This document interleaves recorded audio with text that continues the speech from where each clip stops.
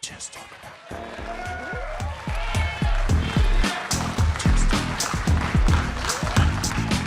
Wow. Now that's an enthusiastic welcome right there. Wow. Thanks, guys. Wow.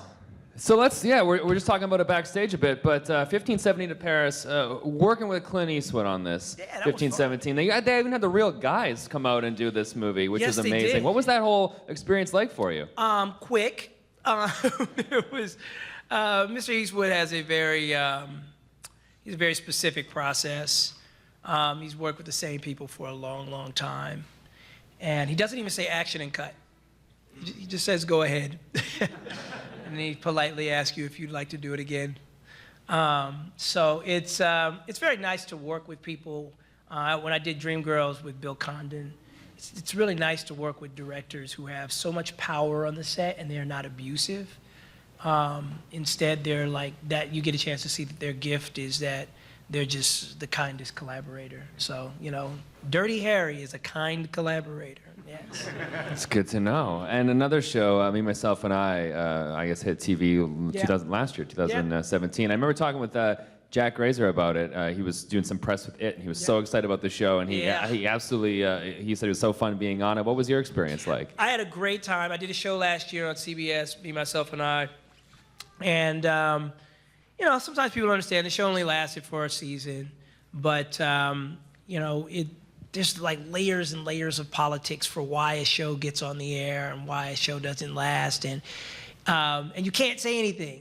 We have a job just kind of like you guys. And it was like, I always thought Jack was the star of the show, really, because it really was kind of like a modern day Wonder Years, except you were flashing, forward into his life. So that was really cool. That's what drew me to the project. But you can't put on a show that has a 14-year-old star at 9:30 at night because the 14-year-old girls who are supposed to be watching them don't get a chance to see the show.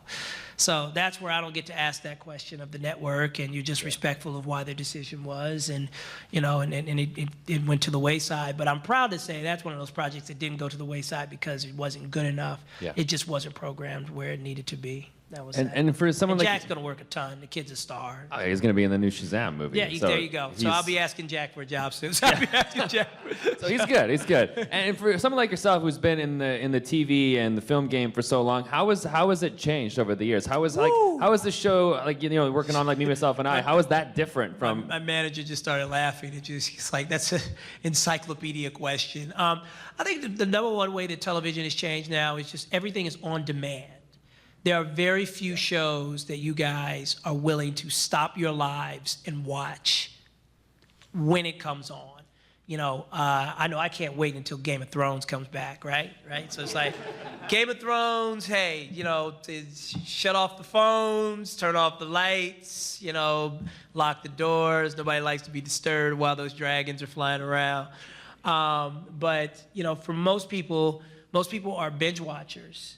And they want to, and you shouldn't even advertise your show until it's ready to be viewed. So all of that coming soon, it's like, you're boring me. Get out of my way with that picture, your billboard, if it's coming soon. I actually just binge watched because I watched it for research, actually. I have to qualify it, but I watched every episode of Cobra Kai on YouTube. I watched every episode. I binge watching that because I was researching, this new original programming on YouTube because my daughter loves YouTube. So I take my cues, and I would encourage you guys also to take your cues from young people. She watches YouTube first. She watches Disney Channel second. And if you'll even notice, all the Disney Channel stars have like ridiculous followers. Like they've all got China McClain and all these kids from Descendants, 8 million, 10 million followers. I mean, sometimes I wonder, I'm like, man, if Family Matters had been on when Instagram kicked up, how many followers would Steve Urkel have? Right, so, but again, people would have thought they were following Steve Urkel and not Jaleel White. So that's how things have kind of changed. And I just take it all in stride, and I particularly love when kids find me on Hulu now, and I love that. I think that's cool to span generations. You literally missed Ralph Macchio by one day. He was here yesterday. Okay, you was? Matt, you were so close to actually. You could have done the crane That kick with him. that would have been a nice selfie. I think I would That would've been cool. I would have reached for that one. I would have reached for that. But yeah, and even your work, ending up on things like Netflix and whatnot. Has that really caused like a bit of a resurgence? Or are you finding like you're seeing a lot of younger fans getting into stuff you done years ago? There are. I had 3 little boys out there that were chasing me around literally, and they were saying just Jaleel White phonetically correct over and over and over again like robots. And I knew why they were doing it. It's because they were so proud of how much they had researched me online. Oh, wow. And so we're a Google generation, and I particularly enjoy interacting with people who are knowledgeable about about their programming. You could get away with things back in the 60s and 70s and 80s in television you can't get away with now, because with the internet, people are going to dissect it. They're going to find every Explorer truck that shouldn't have been in a shot in Game of Thrones, and they're going to create websites about the stuff, and they're going to find every mistake. So, we did things like, Judy went upstairs and she just never came down. And you can't get away with that shit, man, in 2018. And our producers didn't feel the need to even answer it because they'd done it before on previous shows and didn't answer for it. And, any amount of chatter out there in the world to say, where's Judy? It didn't develop a groundswell. So, yeah. You find yourself kind of lucky that you were got started really young, but it was before like the social media era, because I think now it's really intimidating as a young actor to put yourself out there, and then there's a lot of positive stuff, but then there does come the criticisms and whatnot. So in the selfies and getting chased down the street, like do you kind of find yourself lucky that it happened when it did? I was arguing with Ric Flair back there about who's better, Michael Jordan or LeBron James. It's ironically he was team LeBron. But what was cool is that it's like you have to respect that every generation is going to feel its own nostalgia. Mm-hmm. And so it's like, I love that I grew up without cell phones dominating my life. But my daughter's going to grow up and be like, how would you even think of living without an iPad and a cell phone? And so when she gets to have kids, trust me, there's going to be something else. She's going to be, well, we had iPads and cell phones, and she's going to defend that. So I don't like to see generations at war with each other. Instead, you just, the truth of the matter is, if I had come along later, I wouldn't have gone to college. I know that for a fact. Because if you're a star now in television or movies, Jack Dylan Grazer shouldn't go to college. I'll be honest. He would be foolish to shelf his career for 4 to 5 years and expect it to still be waiting on him when he graduated. I come from a different era. Myself, Fred Savage, Danica McKellar, all of us felt this parental pressure almost to be like, you're part of a generation that goes and gets a degree. So I wouldn't want to be on a college campus having kids film me in class. I wouldn't want to be at frat parties or college parties or athlete parties with people trying to take pictures while I drink or take a puff of something. And you know what I'm saying? I'm like, I wouldn't want that. I can't. Their generation knows how to deal with it. My generation would be in constant confrontations or fight or flight. So. Yeah, it would have been interesting too, because then going back, the first episode would have aired, and you could have actually went online and then got figured out what people were singing about it, and you would have really every so episode different. You could have everything for me was that's another thing how the business has changed is that as a performer, networks and stuff they aren't really interested in your instincts. Yeah, they're interested in what their data says. They're interested in what their data says, how they should program and what they should put on. And that's kind of unfortunate because there's this connection, there's this magic that happens when I'm in front of you and I'm performing. And I can hear your responses. I can hear when a joke runs flat. I can hear when they like that and maybe we should milk that. I can hear all these things. And so you kind of become my toy. And I remember I was talking to somebody the other day about Dave Chappelle and Kevin Hart, and they were like, I don't think Kevin Hart's all that funny or whatever. And I said, have you seen him live? And it was like, no. I said, you should see him live. He was like, well, I've seen his Netflix special. It's like, there's a wall between you two. It's a glass screen, and there's an editor and marketing. And if you see those guys live, they're brilliant at what they do. Get as close seats as you possibly can, and you'll see their interact. You know, there's nothing takes the place of a live performance, live music, live. This is the human connection that creates the magic. There's so many moments in Family Matters when I go back and I look at the episodes where I'm like, if that wasn't a live performance, that wouldn't have happened, because I wouldn't have been allowed to just play the moment and elongate. I remember there was a scene where I was just in a hammock and I'm like fighting to stay on the hammock. And that's old Jack Benny style physical comedy right there. There's no way to write Steve fights with hammock and get that past an executive in this day and age. An executive's like, well, what happens in the hammock? I need more explanation. And it's like, well, he's gonna squabble with it, and you know, he's gonna become frustrated. I don't know if people want to watch that. I don't know. It's like now I'm subject to his ability to envision what I would do with a hammock if given 30 seconds to screw around with it. So, and I know, and I'm here in the audience, I'm like, okay, the laughter's dying down, get back to the dialogue, that moment is done. So that's what I loved about performing in front of live audiences. I was actually talking to my manager right now because sitcoms are starting to come back. You know, suffice it to say, it's unfortunate what happened with Roseanne, but they're starting to come back because of the reboots. And I wouldn't mind doing another one at this point, and I've purposely stayed away and done dramas and different things, but I don't know, who would like to see me in another sitcom? I appreciate that. Amazing. And even the character itself, I know from what I hear, it's like it was supposed to just be like a small, kind of like a small part that kind of turned up to be like an actual regular, reoccurring character. Yeah, man. Do you think it would have kind of played out the same way today? Like, do you think? No. If there's no way in the world that Steve Urkel would have ever made it on television today. Not any more than a guest appearance. Not possible.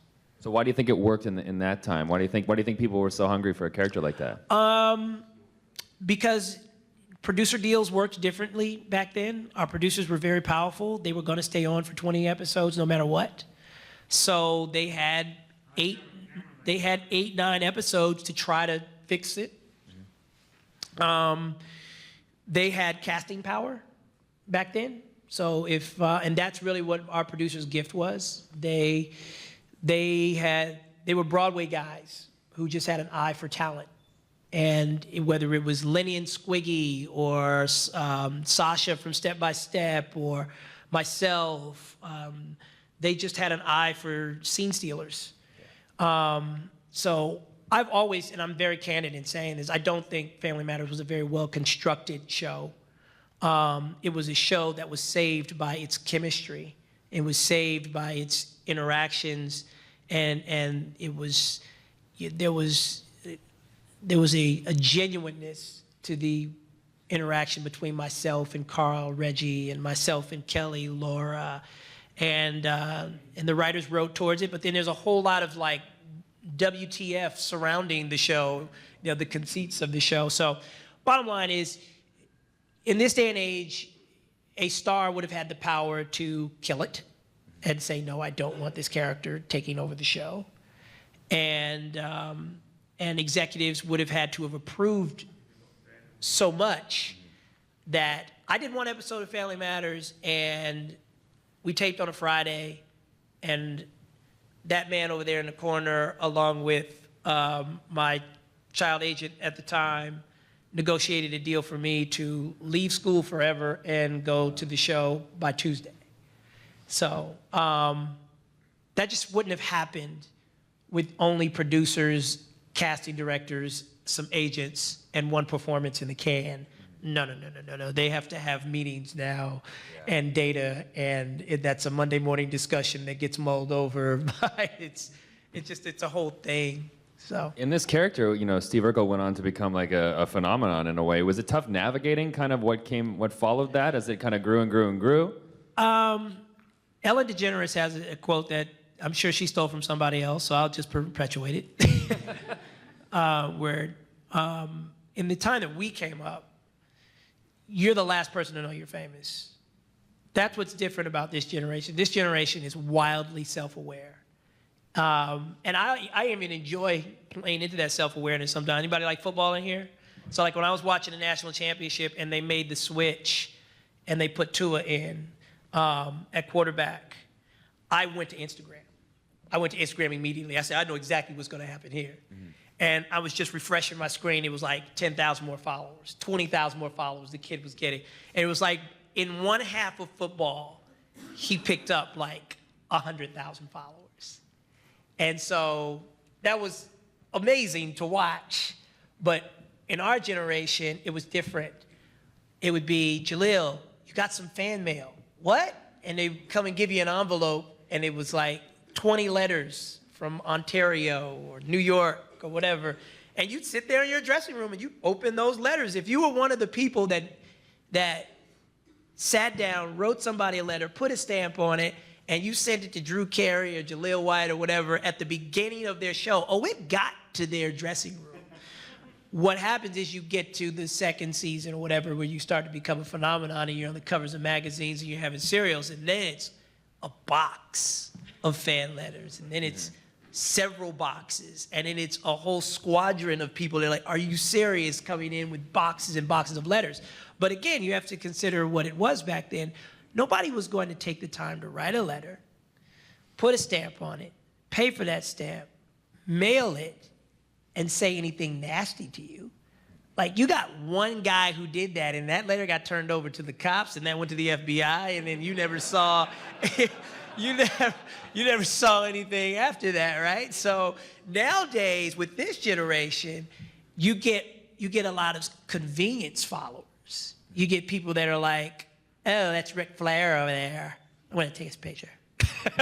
it's like that person may not have even been a fan, or, you know, it's so easy for me to just leave a comment and then just press, you know, send or click or whatever, and because it's no effort, now we have to contend with generations of people that are fans, not fans, just kind of detracting from the experience. But when I came up, any letter you got was like, if you were having a bad day, you just go in your room and read some letters. And did your feelings towards the role ever change over the years? Like, No. were you always embraced it and loved it? You know what?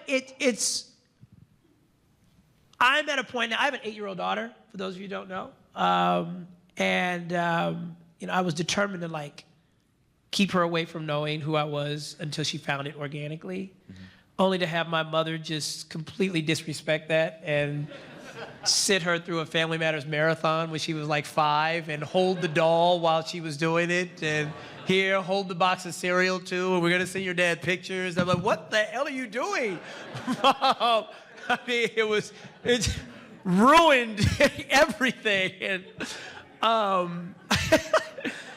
other than that, her only concept of who I was just going to Disneyland and having people constantly ask me for pictures as we're trying to move about the park.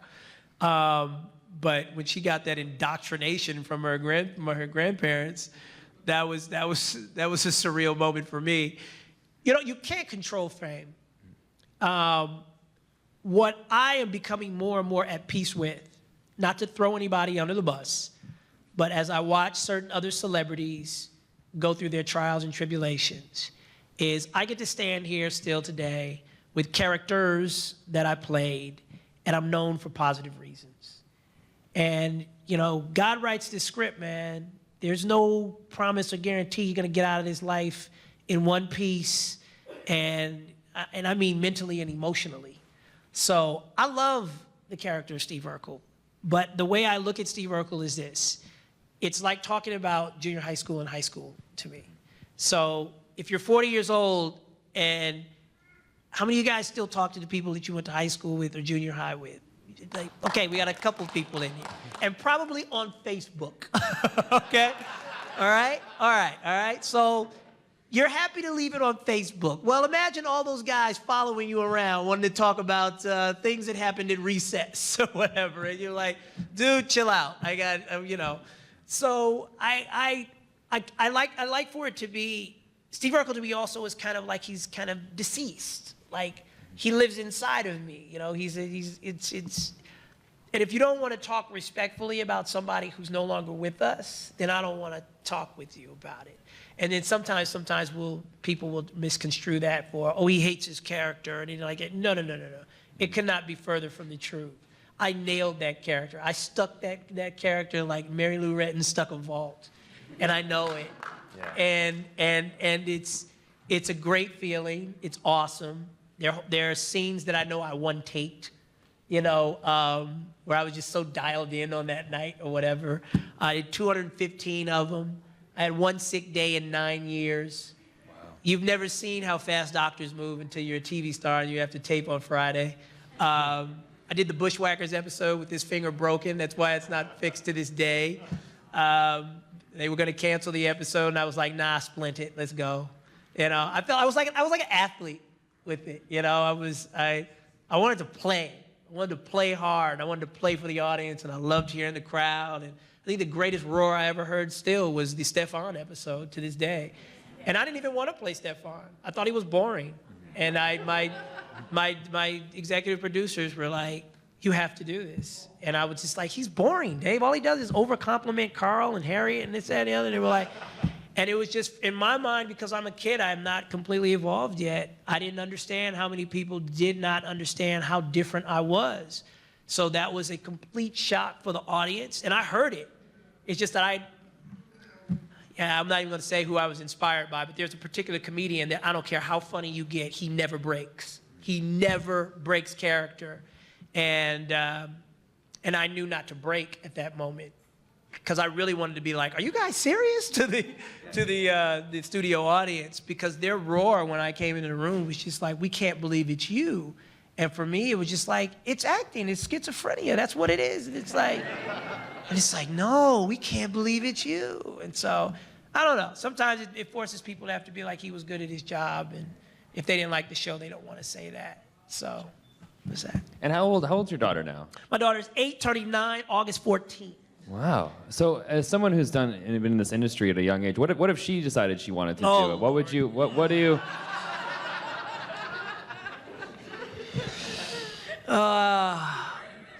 I like making my manager laugh. He's a quirky man back there. You know, I've tried everything I could. I've tried to make her a soccer player. I've tried to tap into every skill set other than, and I see it coming around. I just see it coming around. I don't even want to speak on it anymore. Like, you know, if it happens, you know, I'm going to be on her to try to be as professional as she possibly can be. It's not easy. It isn't. Even being discovered nowadays, you have to be discovered on the internet first. Then the industry looks at the data and says you're worth investing in. And that's just, you know, it's a tough way to try to come up. It really is. You've got all these kids running around at school now trying to figure out how to make themselves viral. And it's all contrived, and people get hurt, and most stuff doesn't go viral, and they don't understand what it takes to, you know, how many blogs you have to get on and how many pages you have to come through for you to go viral. And then even still, there's no guarantee that something that's viral is going to have staying power, you know. I wish her the best. I just hope she'll listen to me, and I'll know when she doesn't need to listen to me anymore also, and be like, bon voyage. But she got it in her. Yeah, she's very much me in a lot of ways. She can mimic anybody. All right. Well, thank you so much. And we got some audience questions now. So let's quickly go to a couple audience questions. We have a mic right here, so everyone can hear in the back. So go ahead. It's Birthday Amanda. What's up, girl? Thought I forgot you. Mine is just a comment. I want to thank you for making this the best birthday I've ever had. Oh, thank you. Like, seriously.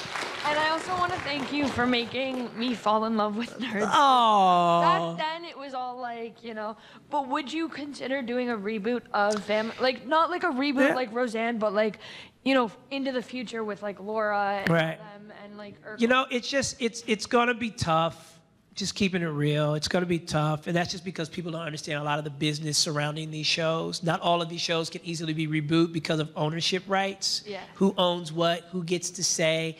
We have quiet bosses that'll never have to do this interview, and if they don't get their way, you don't get your show. And that kind of sucks. But I would say that I think there's room to play on SNL one day, and I hope I get a chance to do that full bore. And That'd I be have nice. one more question. Yeah, what's up? Can you do the, did I do that? Oh, I never do it. I never do it. Now, I will tell you this. I will give you a hint. I will do this. I actually did the full character in a room not too long ago, and I did an episode of Scooby-Doo. They're rebooting Scooby-Doo. And Scooby and Urkel are solving a case together. Nice. And that will be coming out this year on Boomerang. I was really excited about that. I got a chance to go into a closed booth, do it, just me, all alone, and I still got it. So watch the episode. All right, thank you. Okay, what's your question? Hi. My name is Christian. I just want to say thank you. It's a beautiful show. It Thank you. gave a positive message. Yeah. It made me laugh. It made me sad. It was everything. I just want to say thank you. The only thing that is missing is that I'm just happy that Steve won Gloria. The only thing that is missing is a wedding episode. Oh, for the wedding finale. episode. Yeah. You know, I think people, I want to frame that as a question for you. Yes. I think whether you realize it or not, people enjoy watching the chase. If you'll notice, all of your romantic comedies, your favorite romantic comedies, they always end at the beginning of the relationship. They always end as you know they are embarking on the relationship. It's the chase that you enjoyed watching. So again, sometimes you have to be careful about how you dole out your content to people, because you think you want to see a wedding, but if it doesn't meet your expectations, you're like, it's deflating. You know what I'm saying? So no, you enjoyed watching the chase all those 9 years. We got a whole line of people behind you though. Who want to share? I'm just glad that he never gave up and he won her card. Love that. And one more thing, what is like working with Michelle Thomas? God bless her soul. Was she? Michelle was amazing. She was like a sister to me. She really, really was. May she rest in peace. She was a great comedic partner, and she left the world too soon. Thank you so much. Thank you. Cool, we got about 10 minutes left, so let's try and get through as many as we can. All right, go ahead. What up? Thank you so much for doing this. My question is about the BMW Isetta that Steve Urkel drove. Did you Chris, ever you need actually, to listen. You need to listen to this one. Yes, go ahead. Did you ever actually get to drive it on the road, and do they still exist, or do you even have one? I Thanks. own the BMW Isetta.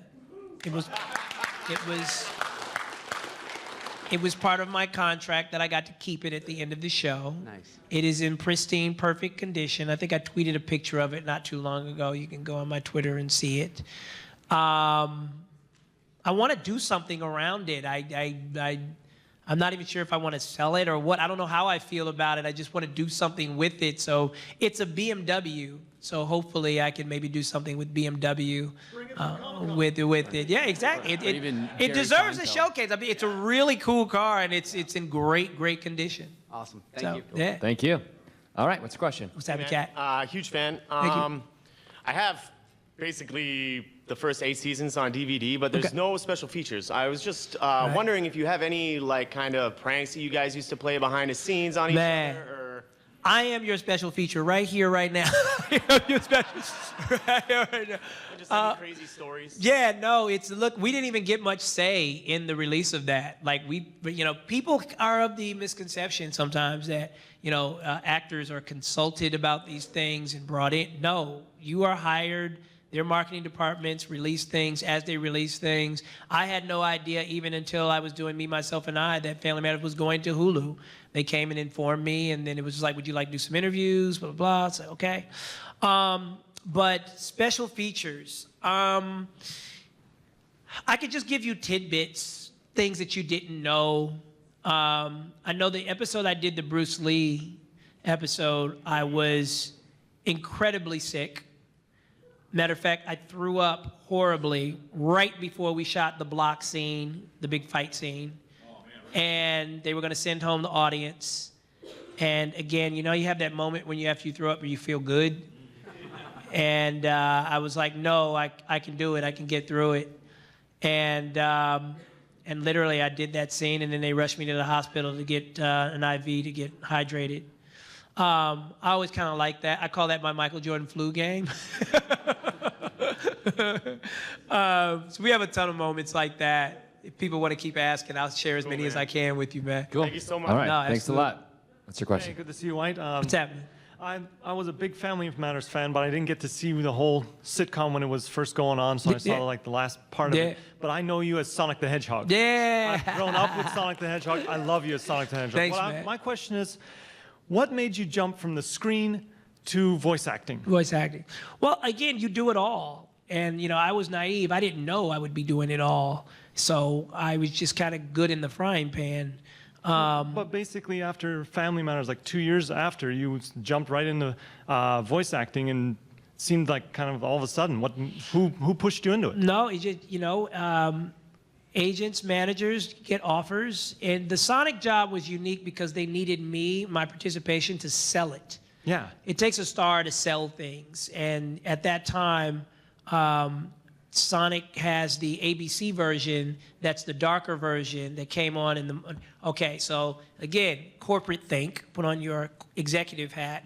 They seemed like it was a flow for the guy who played Steve Urkel to be voicing a character that was gonna come on Saturday morning after you'd watched his show on Friday night. Right.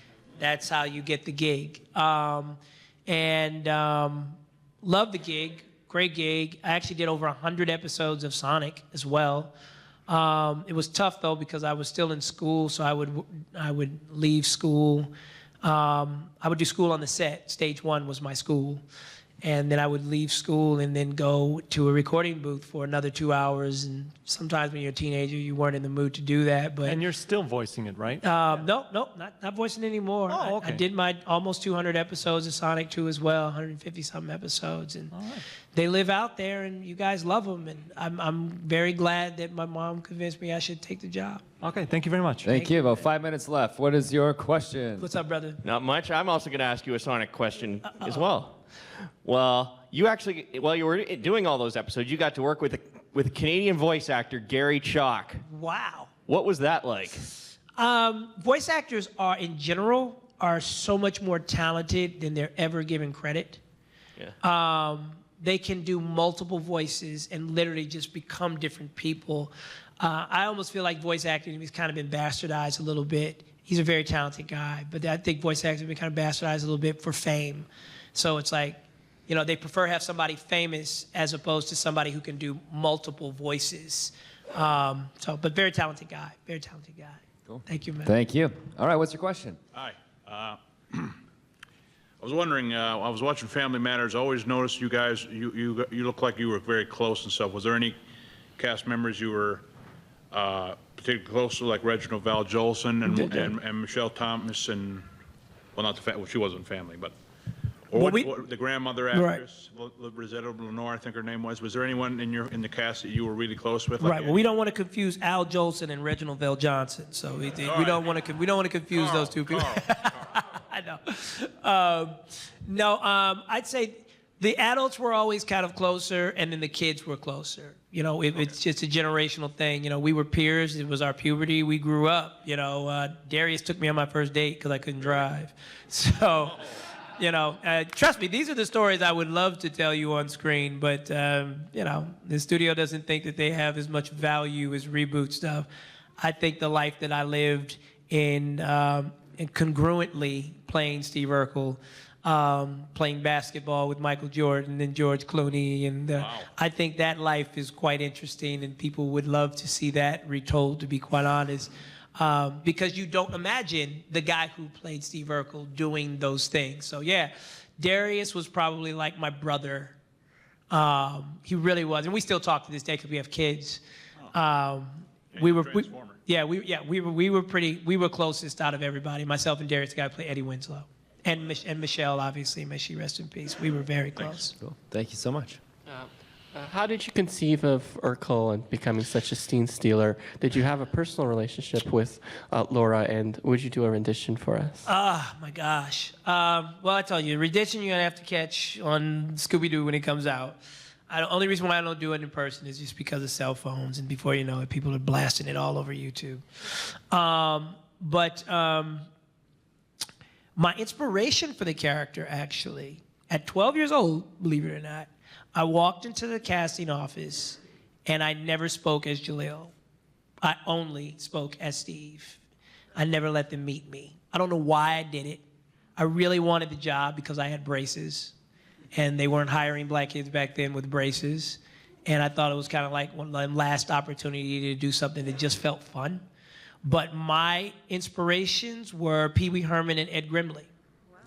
And because I was a black kid essentially doing some version of Pee Wee Herman and Ed Grimley, nobody imagined that that would be my inspiration, so it was original.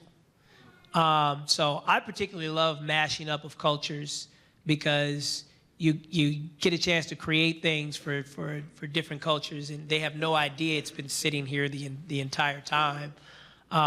So yeah, those were my inspirations. The glasses belong to my father. He's a dentist, and they were just big on him to keep particles from flying in his eyes, and so with my little head, they just kind of floated. And then the props guy just came to me after the first week, and he was just like, I need those. And then he made 12 of them.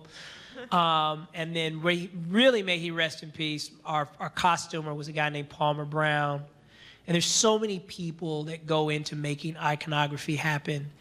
And he just fell in love with dressing me. And such a gifted costumer. Especially if you watch over the first couple seasons how he started to streamline the character. And it became more clean, it went from,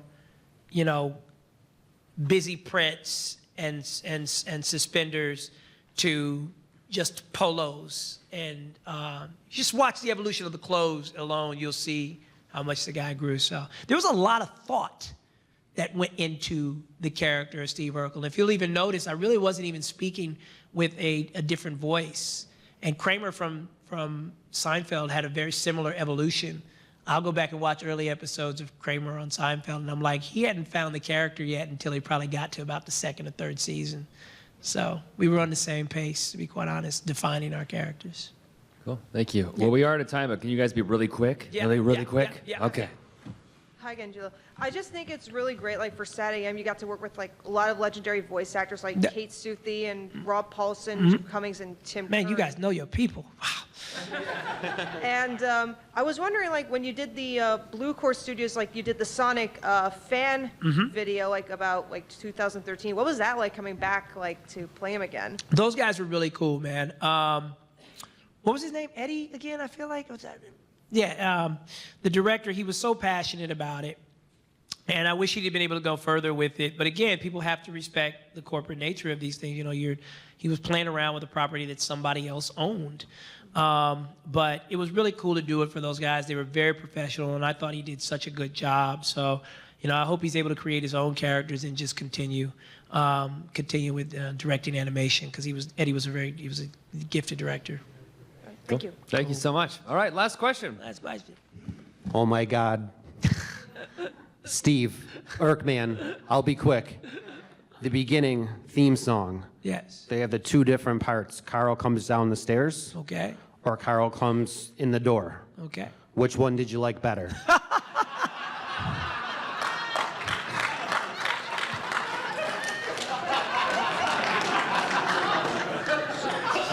This is a serious question. Oh yeah.